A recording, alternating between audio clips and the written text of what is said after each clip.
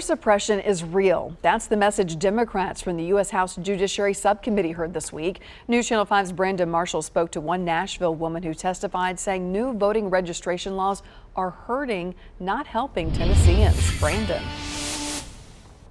And Carrie, Tequila Johnson with Equity Alliance had only 5 minutes to testify about making sure voting laws are fair for all at both the federal and state level.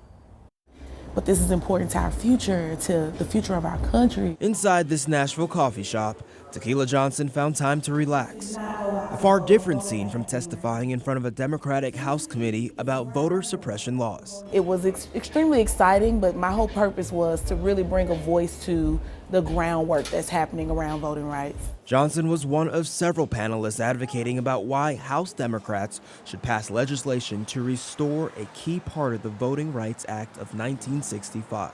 A 2013 U.S. Supreme Court ruling essentially made the provision unenforceable. In Section 5 of the Voting Rights Act of 1965, there was a pre-clearance that was put in place that essentially protected voting rights for minorities and people of color and things like that. And what it did was it prohibited states from going in and making laws at the state level that would impact voting. Earlier this year, Governor Bill Lee signed a law requiring groups that pay employees and hold voter registration drives to follow certain requirements or face civil fines or criminal punishment.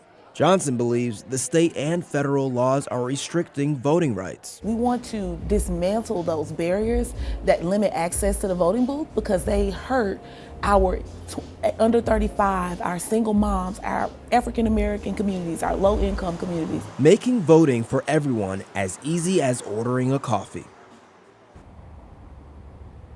The U.S. House Judiciary Subcommittee will hear testimonies in other states, and once that is done, they'll compile their findings and then present it to Congress. Live in Nashville, Brandon Marshall, News Channel 5.